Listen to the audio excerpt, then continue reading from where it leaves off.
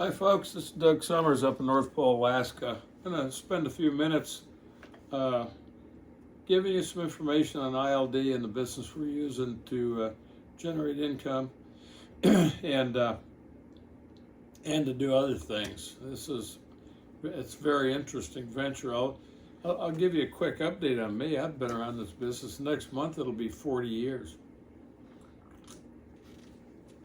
You know, nobody does anything for 40 years anymore. Um, so let me tell you this. The only reason I would be in this business for 40 years is because I like it. I like the business, the ability to create income. I like the people. I love the serendipities, and I'll talk about some of those tonight. If you're, and this is different. I remember when I first looked at it, I was a little bit skeptical, and which bordered on negative, just because I didn't understand. I was always taught, you know, get a good education, get a good job, work real hard, um, play it close to the vest, save some money, and that's what most people are doing. And some people are pretty good at it, and it's fine for a lot of people.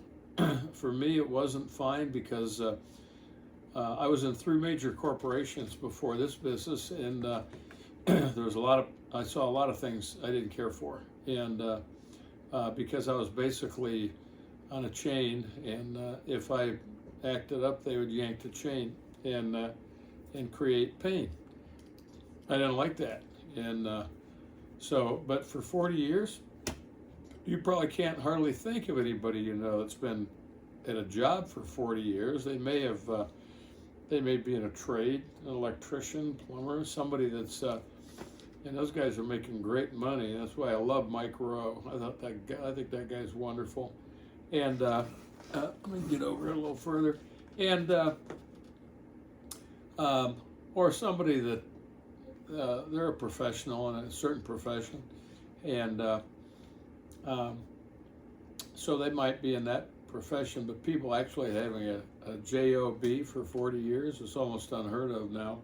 And there's no pensions. You're on your own. You got to save your own money. They can contribute money to 401ks, but basically we're in an interesting situation here where we can write our own ticket. And you know, I was thinking about my dad. He did the 40. Actually, he did the 39-year thing. It was interesting. He went to work for Goodyear Tire and Rubber, and probably I'm thinking 41. He was working in the 40 or 41. He was working in the cafeteria. We went to war. He went in the military, and they would always count that time back in those days. So, so from the time, let me see if I subtract, because he ended up at 39 years of service at 75 years old. So that means he was 16. So that would have been 1940. So he went in the military. They counted that time. Got out of the military, and he got out of the active duty Navy, went into Navy Reserve, and went to work at the Goodyear plant making tires and whatever they do, and went to school. So they counted that time. So and then in 1950 he went to work for Goodyear Aviation Products. So, and he enjoyed his career to some extent, but they counted his time all the way from 1940, and then in 1975, Goodyear decided to combine Goodyear Aviation Products and Goodyear Aerospace into one division. Well, when you do that, you create a problem, and it's out of your control. And that's one thing I'm going to tell you. In this business, it's in your control. Although, one time I heard a guy say, yeah, it's good news and bad news. The good news is your future is in your hands. The bad news is your future is in your hands. Depends on how you handle it. And so in Dad's case, they've got 2 of everybody, and it just became the stress level for him became terrible. And so at age 55, he took early retirement. And one thing I'll mention, because what we're talking about tonight is independent contractors, people in their own business. You can start your own business. but you're not in the business alone. We have mentorship, which is a wonderful thing. Um, but if you're working for a corporation, you just don't have that kind of control. And I had some great point I was going to make, but I completely forgot what it was. So we're going to use the digital economy to make money, and that's part of it. And you know, you can go back a couple hundred years ago. If you sold something, you made money. And in this economy, we just do it differently. We use the digital age to make it better and easier and more streamlined. And but the one thing, you know, when I said I've been in this, it'll be 40 years next month. I like it, and here's why I like it. I saw something here I'd never seen before. Watch this. This is a little diagram Simon Sinek came up with, and he thought when he came up with this, he was an absolute genius. We've known this for years. What he said was most people will start with what they do, and then figure out how to do it, and then the why becomes, well, I guess I need a paycheck so I can pay my bills. He reversed this, and we've always reversed this. In this business, you're taking on something extra, at least for now. If you want to take this business and just make an extra $300-400 a month, that's great. You take this and you want to make enough money to retire your wife from work, you can do that. You want to make enough to retire both of you, you can do that. It's completely up to you. But ultimately, because it's something in addition to what you're doing, you've got to know why you're doing it. And that's one of the great things about this business. The mentality is unbelievable because you're around dreamers, and you're around people who have accomplished great things, and you can get around these people and immerse yourself in that, and that's a wonderful thing. And we have audios that you can listen to people from all different walks of life, and you've probably listened to a few already. All different walks of life and all different levels in the business that they've achieved, and it's there for you. But the why thing is interesting because, you know, when you're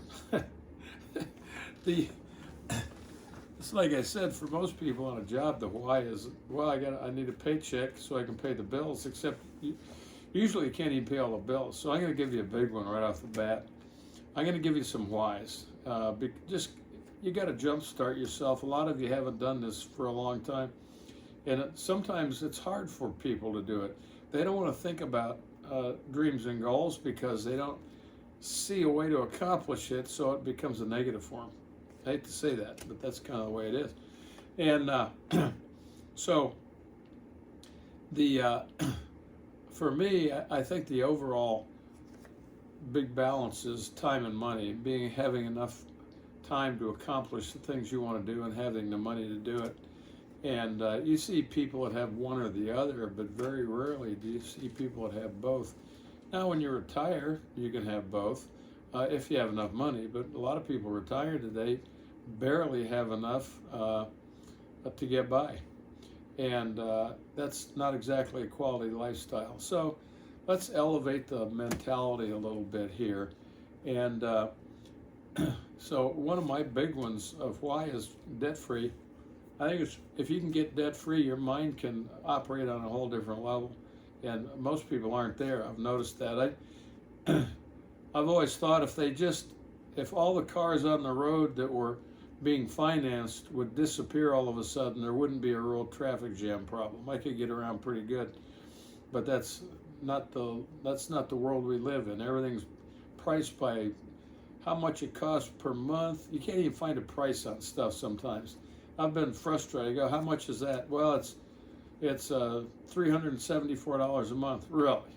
Well, how much is it? I don't know. It's $374 a month for, you know, 1 million months or whatever they do to you now. So that's pretty sad. So I love debt-free. I'm just going to throw that one out there because there's a lot of other fun stuff. When I was brand new in this, I had basic things I wanted. So I'm going to cover some basic things.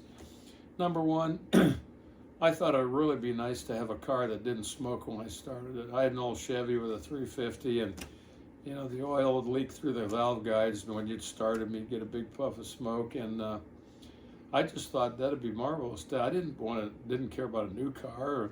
I mean, I have a bunch of Mercedes right now, but I didn't. That wasn't even on the radar then. I mean, who would even consider that? I just wanted a Chevy that was newer than the older Chevy, and nothing wrong with Chevys. I think they're great, and I wanted to travel. You know, we live in Alaska. The first 3 years I was here, we couldn't afford to go anywhere, and that's pretty bad. I love to travel. If you guys like to travel, you need to start jotting some of this stuff down, by the way. You ought to be taking notes.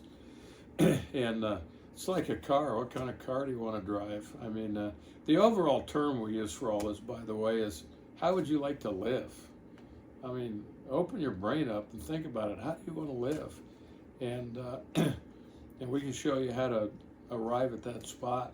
So travel, I thought, you know, travel for me, when I was a kid, I'll give you an example. When I was a kid, travel for us was, you know, my dad was an executive. So we would pile 5 kids and a dog into a 1954 Ford station wagon on Long Island. Usually you usually start at 4 in the morning. So they'd wake all the kids up and throw us in the car.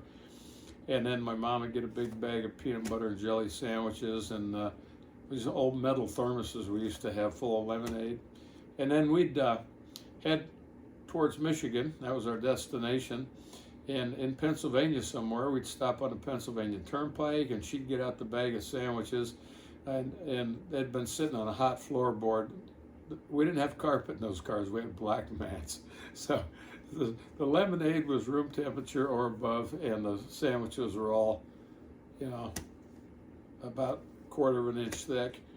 So we get in the picnic table, and they always put the picnic table about 3 feet from the road, and the burn barrel right at the end of the table, so there are the trash barrels, so the flies and the bees and the trucks going by would almost suck the kids off the bench. It was so close to the road. And so after that quality luncheon, we would move on. We'd end up in Ohio on the way at my uncle's house. We would stay in his attic, which did not have any air conditioning, and of course it was July. And we'd eventually make it to Michigan, and that was family travel. So I have since learned over the last 40 years that there's a big difference between travel and a family outing. That was a family outing. Nothing wrong with that. We had a blast. It was fun. But when my kids think of family outings, they think of Disneyland, they think of Hawaii, they think of Orlando, Florida, because that's where we go with them. I mean, my kids I think they're better at ordering room service than I am, and as I've noted on some of the bills from the hotel stays. But it's a different way to travel. I mean, we spent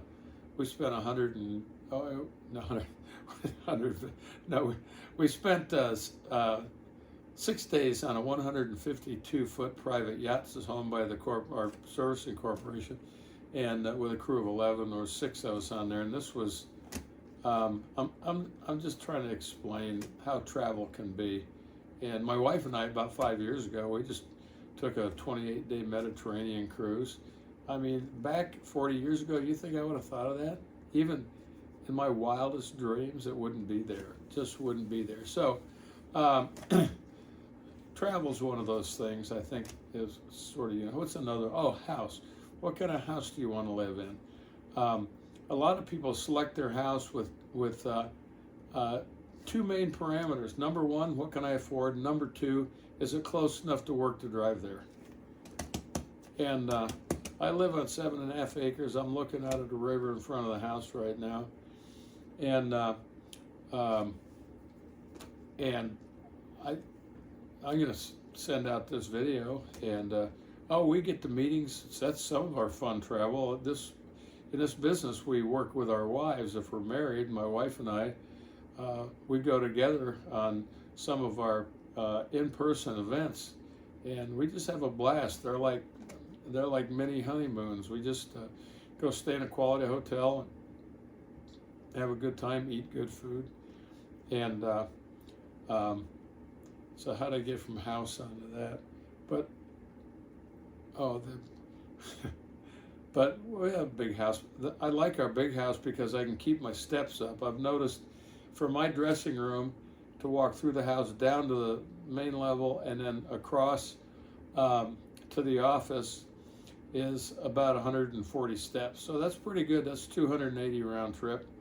And so in the winter when the weather's, not as fun to be out in, I can walk around in here. And so it's nice. Up in Alaska, we have a thing called cabin fever. If you have a little house up here, or my son used to live in a cabin, they got a real high suicide rate up here in the winter. Not in my house. We have a good time in my house all times of the year. So what type of a house would you want? You want a big one, a little one? You could have a small house with some real high quality stuff in it, and that'd be great. So, and then what's some of the other things that pop up? Charity, helping other people, helping your parents. I mean, my mom's mom stayed with us for a long time before she passed away. My mother was living with us when she passed away, and it's nice to be able to take care of those things, and it's a big deal. But the problem I see most people have is instead of looking at what dreams they might have in their life, they keep removing them. As they move through life, when you're young, it seems like it's easy to dream. A 12-year-old does pretty good, but as you get older, you start to collapse that thing down, and it's kind of like this. Well, if I'm debt-free, I wouldn't have anything to motivate me to get to work to pay the bills. And a car is just basic transportation. You don't need anything fancy. I mean, that's trying to be uppity and all. All you need is a basic what I call a rutmobile. And travel, these airplanes that bump into each other sometimes. I don't think I want to risk that. So, and charity, I got my own problems. They can take care of themselves. So I think a lot of people, they'll scrunch that thing down. Maybe you've done that. Maybe you scrunched a dream down. You got to open that thing back up again. It takes a little bit of effort. So we're going to get into a little bit of what we can do to do that. And basically, you can 4 ways to produce income. This came from Robert Kiyosaki's uncle, I believe it was. And let me get rid of the side stuff. That's better. And 4 ways to make money. The left side of this chart is where you have to have time to make the money. On the right side is where you can operate outside the 24-hour day, and that's what we want to do. But on the left side, employees, most of the people you're going to run into are employees, and they think like employees. The other category is self-employed, which is business owners, but these are business owners that have to be there for their business to function. And then the top right-hand corner is business systems. A business system is something you can use to duplicate yourself. Hilton Hotels, McDonald's, all the different franchises, things that you can do to expand outside the 24-hour day. And it's like 7 to 11. 7-Eleven stores originally meant 7 a.m. to 11 p.m. And they thought, gee, we can make more money if we're open all night. And then they were open 24 hours. And they say, how can we make some more money? And they said, guess we'll have to build another store. That's basically the idea. You have to have a way to do that. Now, I will tell you this. If you're self-employed, it's going to be easier for you to get from here to here, from here to there, just simply because you already understand some business things. You understand the positives of business, the negatives of business, things that work, things that don't work, things that you would like to do away with. And so that gives you a little advantage. Employees, it could take a little longer for an employee mentality to unravel, and it's kind of like peeling back an onion, and to grow the mindset that it takes to do this. But That's where I came from, so I can do it. If I can do it, you can do it. The bottom is investments. We're going to leave that alone. Most people, investment money is money that's extra money that you have. Most people don't have a lot of extra money. So what are you going to invest? Your 401k. I'm talking about investments where you could actually live full time off your investment income. And most people have a 401k, and their goal is to have a 401k that when they retire, between Social Security and 401k, they can do that. But I thought it was funny one time. I know people that retired in their 20s and early 30s, and they'll tell people, "Well, what do you do?" "Oh, I'm retired." And they just stare at them. "Oh, you can't be retired because you're not 65. It does not take age to require or to retire. It just takes money and a dream, really. So these four things, we're going to concentrate in the B quadrant up here, which is business system, and that is having a system that you can use to reproduce yourself. And now some self-employed people could never get there because they go, if I want it done right, I've got to do it myself, and they can't release it. That's a dangerous place to be. But if you have your own business and you realize, you can have employees, your employees aren't going to do what you do, and if you're not there, they might even steal from you. Although I'm sure your employees are perfect. So, okay,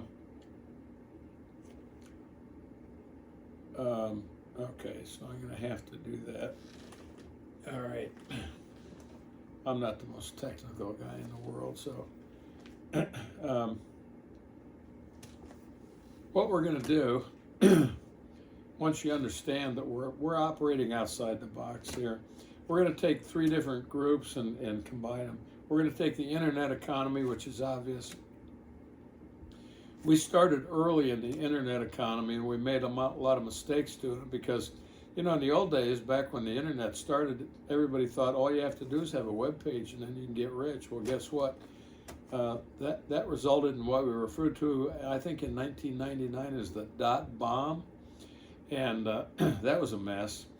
But now this thing is sophisticated now. Distribution economy. Distribution is set up for us. Distribution, whether you talk about any of these other companies that have rapid shipping, we have the same thing. But what we've done different, you've got internet and distribution, so that's like Amazon. But what we've done is combine it with the network economy. The network economy is where we can duplicate ourselves through a network of people. And like I said before, I get a kick out of people that say, "Well, I don't want to talk to my friends." Well, apparently you do talk to your friends, or they wouldn't be friends. So that has nothing to do with it. And remember, I said I like the people I'm in business with. I don't get in business with people you wouldn't voluntarily get in business with somebody you didn't like. So I would kind of throw that one out the window. But if you can take these three things and combine them, which we've done, then you can create something that's kind of spectacular. So we'll get into some of that. Trending markets, all these different things that are going on out there. Technology is constantly creating changes in the economy, and things that none of these things were around when I was a kid. Airbnb, what is that? Uber, all there was a taxi cab when I was a kid. So, and all these postal things. I mean, you went to the post office. That's all you did. And so the trending markets, we've got, I think, the wellness markets have $1.5 trillion, and that's a big part of ours. So let's get into some of this because I'm going to run out of time if I'm not careful. Let me keep an eye on things here. This business overall, you can read through those. Low investment, time flexible. Remember what I said? Time and money are the two main things.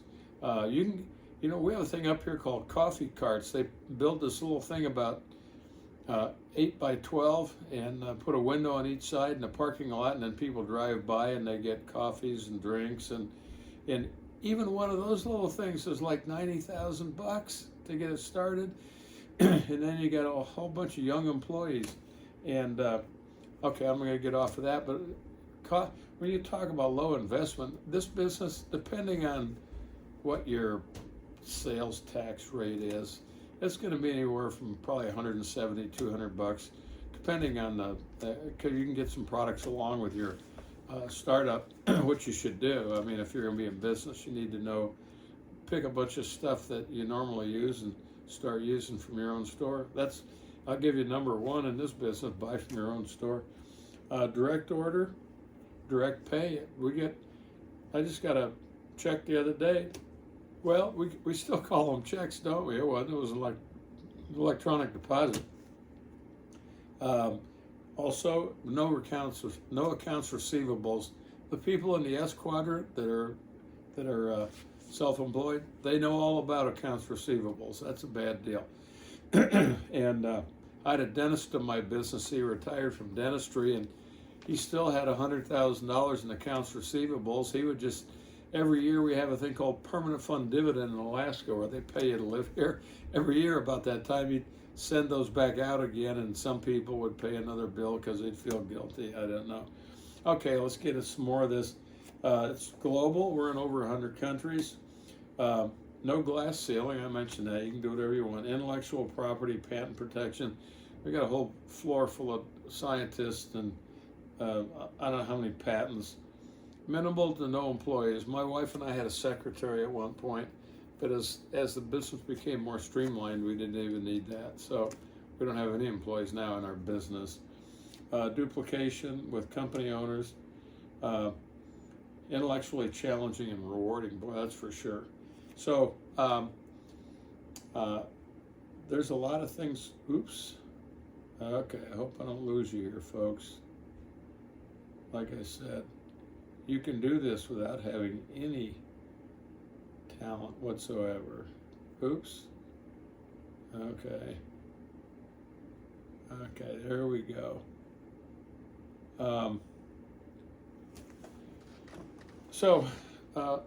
Essentially what we do in the business, we build, as it says there, we build online bridges to consumers. And you know, if you take this mobile economy, company owners in the middle, you used to have middlemen in there, and you had a jobber would charge 4%, a wholesaler charged 25%, retailer charged 35 to 50.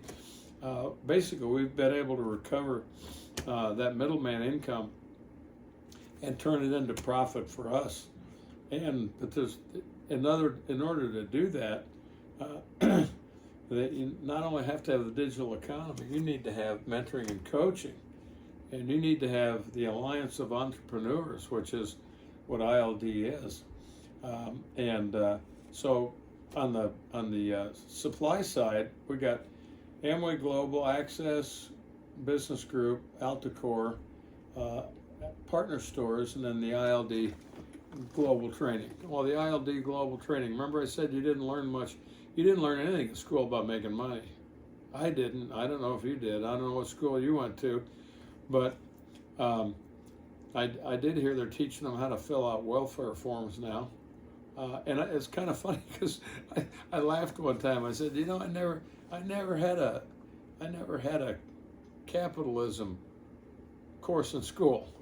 And then I thought about it. I said, I did have social studies. How about that? What a deal.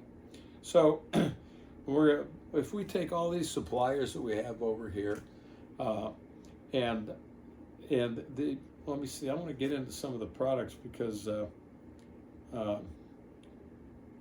okay, the Alliance of Entrepreneurs, this just isolates this particular part of it, but Alticor is the mother company, which owns Amway Global and Access Business Group. Access Business Group's a lot of the high-techy stuff. And in the center you see new company owners. If you join us, you're going to be a new IBO. You're going to get in the same way I did or anybody else does. Nobody has an advantage.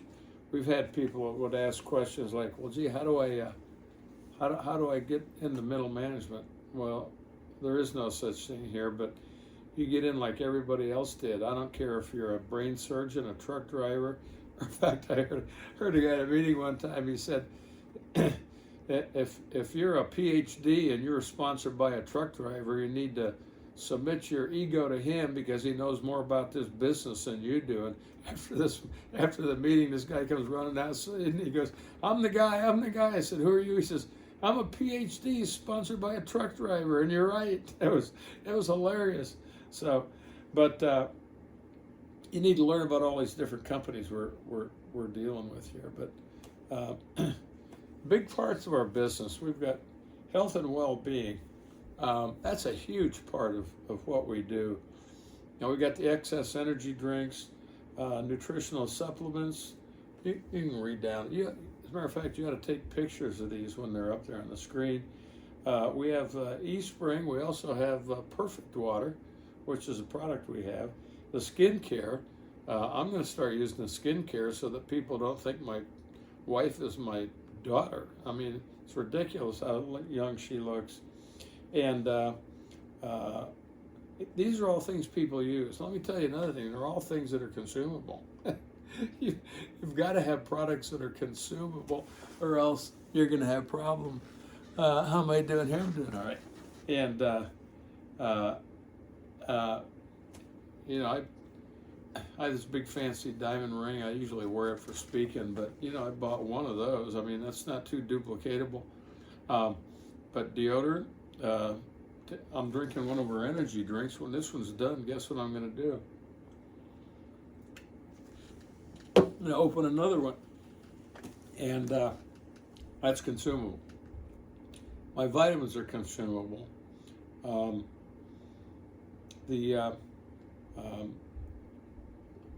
Personal care products, home cleaning. I got a kick out of people. Home cleaning things. That doesn't have a lot of status. No, it doesn't. It has money, but it doesn't have status. But people need to use this stuff up, and then they throw it away, and then they buy it again. That's the way it works. Almost everything in there. The cookware. Now, some of the cookware is not. We've got a set of cookware for almost 40 years. So that stuff, we've used it for wedding gifts. We know that they're going to have it forever, and that's a good thing, as opposed to a wedding gift that doesn't last. But so let's talk a little bit about. Okay, we'll just leave that list there. There's about 450 Coreline products that we have exclusive access to. Now here's a little picture of how the business works. Remember I said you can duplicate yourself. The idea here is there's two things anybody can do. You can buy from your own store, and you can develop customers in your sphere of influence. If you're too good for customers, you probably need to move on. I have a blast with customers, and remember I said I don't deal with anybody I don't like. That includes customers, and somehow we've managed to create this wonderful Camelot that allows us to deal with people we like. Anytime I run into somebody negative, it's like, where'd they come from? I mean, I allowed myself to slide in somewhere. But so here's what you're going to do. You're going to buy from your own store, and you're going to have a few customers. We're going to call that what we call 300 points, which is about $1,000 in volume. And the point system is there. Whoever's inviting you into the business, they can explain that to you. The point system is there. It's an inflation guard, and it helps us adjust profit levels. But we have this chart on the side that goes up to 7,500 points, and your total volume of you and whoever else in your business, if you do 300 PV and you're on that chart at 6%, you're going to have about $160 a month combination of savings and income based on what ratio of your volume is customer volume. Because on the customer volume, you got a retail break. So that's about $1,900 a year. You know that, and you don't even need to do anything. Just buy from your own store, develop a few customers, and you got almost $2,000 a year just from almost nothing. and I think customers are almost too easy. I could tell you some stories, but so the step 2 here, this is where we get into the expansion, or the great thing, franchising has one big limiting factor. You can buy a Burger King, but you can't franchise a Burger King. You can only buy one from the company. In our business, you can expand as much as you want. The example we have is you've got 6 people you brought into the business. Now you've already learned how to buy from your own store and develop a few customers. So guess what you can do? You can teach these people exactly the same thing. And 6 is an example. You'd be better off, think of it in terms of 20 or 30, and then you start to get the picture. But so step 2 here, that's 2,100 PV a month, which puts you on the schedule up here at 15%. So you got a 15% bonus. You got $997 a month combined savings and profit. And I guess you could call that $1,000 a month. I mean, $1,000 a month. You could make a small house payment on that. That's crazy, or a big truck payment. I get a kick out of these truck payments. These people are crazy paying crazy amounts of money for that stuff. So, but what you've done is you started to create a network, and along the way, some of these have done the same thing. So this next step here is each of those 6, if they each sponsor 3, and everybody's going to do different things in this business, but that 300 is so simple.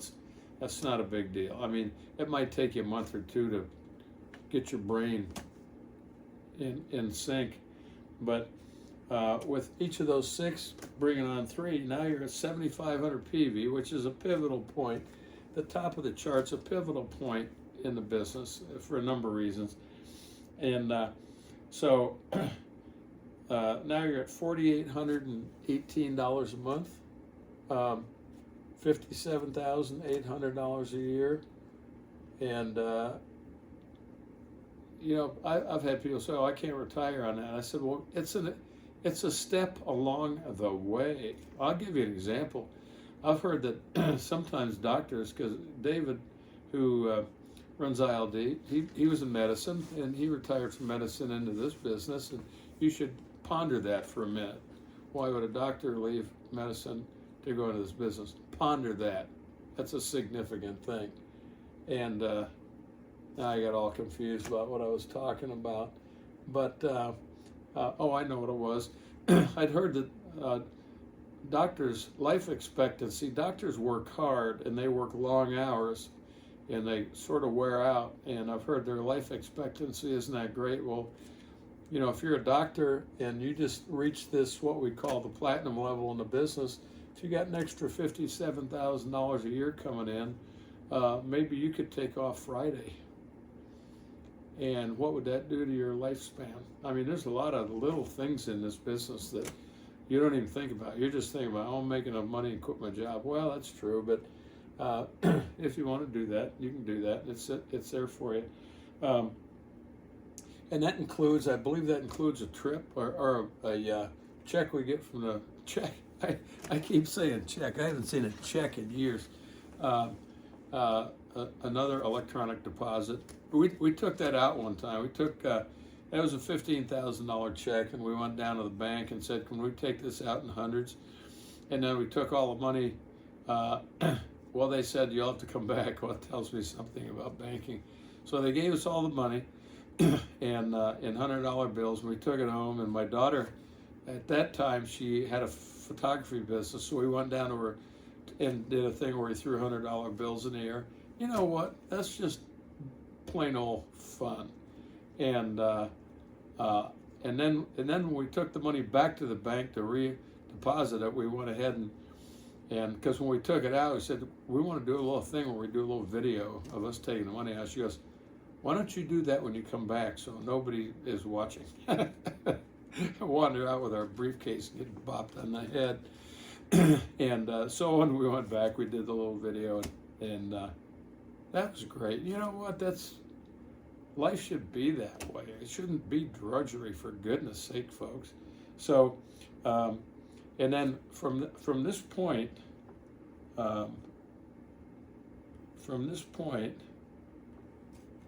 you can duplicate that 7,500 as many times as you want. The idea is if you help 3 of those 6 people get to that 7,500 level, you're going to be an emerald. If you help 6, you're a diamond.